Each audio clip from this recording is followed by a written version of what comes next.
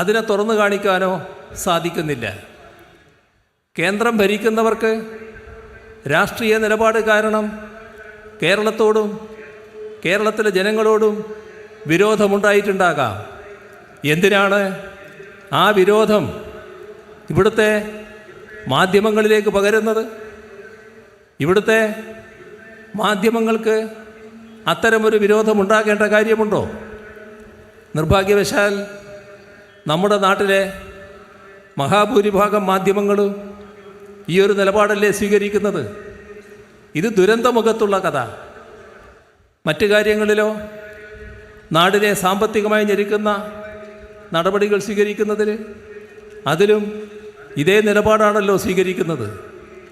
ഈ വിഷമവൃത്തത്തിനകത്താണ് നമ്മുടെ നാടിനെ പുരോഗതിയിലേക്ക് നയിക്കാനുള്ള നടപടികൾ LDF ഗവൺമെൻറ് സ്വീകരിച്ചിട്ടുള്ളത്. ആ നടപടികൾ വിജയകരമായി മുന്നോട്ട് കൊണ്ടുപോകാൻ LDF സർക്കാരിന് കഴിഞ്ഞു എന്നത് തന്നെയാണ് പൊതുവെ ഉണ്ടായിട്ടുള്ള വിലയിരുത്തൽ. ഇനി ഇവിടുന്ന് മുന്നോട്ട് പോകണം. എങ്ങനെ? അതാണ് അതീവ ഗൗരവമായി ചർച്ച ചെയ്തത്.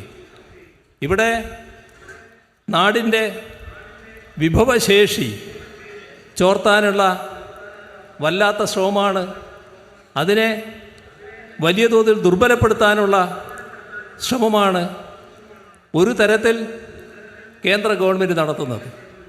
അപ്പോൾ കേന്ദ്ര ഗവൺമെൻറ്റിന് സഹായമില്ലെങ്കിൽ നമ്മുടെ നാട് മുന്നോട്ട് പോകേണ്ടതില്ല എന്ന സമീപനം നമുക്കെടുക്കാൻ പറ്റുമോ?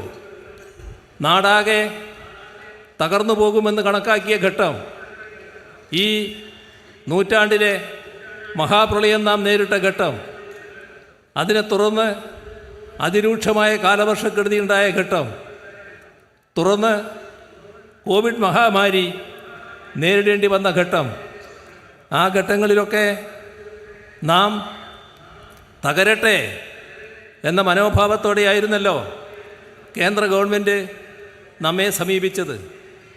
നാം അതിന് അന്ന് കൊടുത്ത മറുപടിയുണ്ട്. ഈ ദുരന്തഘട്ടത്തിൽ കരഞ്ഞിരിക്കാനല്ല, ഇതിനെ അതിജീവിക്കണം, നാടിനെ പുനർനിർമ്മിക്കണം. ആ പുനർനിർമ്മാണത്തിനാവശ്യമായ കാര്യങ്ങൾ ചെയ്യും. അത് നമുക്ക് ചെയ്യാൻ കഴിഞ്ഞല്ലോ. എന്തുകൊണ്ടാണ് കഴിഞ്ഞത്? കേരളത്തിൻ്റെ പ്രത്യേകത അതാണ് കാരണം. നമ്മുടെ നാടിന് അസാമാന്യമായ ശേഷിയുണ്ട്. ആ ശേഷി ജനങ്ങളുടെ കരുത്താണ്, ജനങ്ങളുടെ ഒരുമയിലൂടെ വരുന്ന കരുത്ത്. ആ ഒരുമയിലൂടെ വരുന്ന കരുത്തിലൂടെയാണ് നാം ആ ഘട്ടങ്ങളെല്ലാം തരണം ചെയ്തത്. വെറും തരണം ചെയ്യലല്ല, വിജയകരമായ രീതിയിൽ കേരളം മുന്നോട്ട് പോയി എന്നുള്ളതാണ് ഓരോ രംഗവും എടുത്ത് പരിശോധിച്ചാൽ വിശദമായി കാണാൻ നമുക്ക് സാധിക്കുക. ഇന്നെത്തി നിൽക്കുന്ന നിലയുണ്ട്. ഇവിടുന്ന് ഇനിയും മുന്നോട്ട് പോകണം. അതിന് വിഭവ സമാഹരണം വേണം. അപ്പോഴേക്കതാ നമ്മുടെ നാട്ടിൽ എന്തോ ചെയ്യാൻ പാടില്ലാത്ത കാര്യം CPIM ചെയ്യാൻ പോവുകയാണ് എന്ന മട്ടിൽ ചില പ്രചരണങ്ങൾ. എന്താണ് പറഞ്ഞത്? എന്താണ് കാഴ്ചപ്പാട്?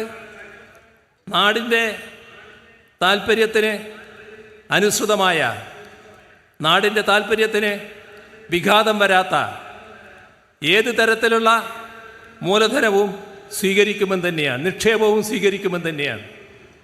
ഇത് ഈ ഘട്ടത്തിൽ മാത്രം സ്വീകരിക്കുന്നവരെയല്ല, നമ്മുടെ നാടിൻ്റെ താൽപ്പര്യം ബലി കൊടുക്കാൻ തയ്യാറാവില്ല. താൽപ്പര്യം സംരക്ഷിക്കുന്ന നിലപാടേ എടുക്കൂ. നമ്മുടെ താൽപ്പര്യത്തിന് ഹാനികരമായ വ്യവസ്ഥകളോടുകൂടിയ ഒരു നിക്ഷേപവും സ്വീകരിക്കില്ല.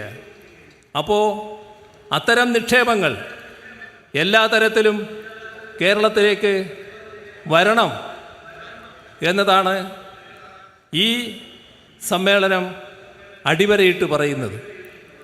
നേരത്തെയെല്ലാം പറയുന്നതിൽ നിന്ന് വ്യത്യസ്തമായൊരു സാഹചര്യം ഇന്നുണ്ട്. നേരത്തെ ഇത്തരം കാര്യങ്ങൾ പറയുമ്പോൾ അതിനത്ര കണ്ട് അനുസൃതമായ ഭൗതിക സാഹചര്യം നമ്മുടെ കേരളത്തിലുണ്ടായിരുന്നില്ല. ഇന്ന് കേരളം വലിയ തോതിൽ മാറിയെന്ന് രാജ്യം തന്നെ അംഗീകരിക്കുന്നു. നമ്മുടെ നാട്ടിലെ എല്ലാ കാര്യങ്ങളിലും നമ്മെ കേരളത്തെ തള്ളിപ്പറയാൻ പലപ്പോഴും മുന്നിട്ട് നിൽക്കുന്ന പല മാധ്യമങ്ങളടക്കം കേരളത്തിൻ്റെ പുതുവളർച്ച തയ്യാറാവണം. ആ കരുത്തുള്ള ഒരു നാടും ജനതയുമാണ് നമ്മുടേത്. ആ ജനതയെ അതിനെ പ്രാപ്തരാക്കുക, ആ രീതിയിൽ അണിനിരത്തുക എന്നതാണ് ഈ സമ്മേളനം ഉദ്ദേശിച്ചിട്ടുള്ളത്. ഇക്കാര്യത്തിൽ എല്ലാവരുടെയും സഹായവും സഹകരണവും പിന്തുണയും ഉണ്ടാകണം എന്ന് അഭ്യർത്ഥിച്ചുകൊണ്ട് അടുത്തായി CPI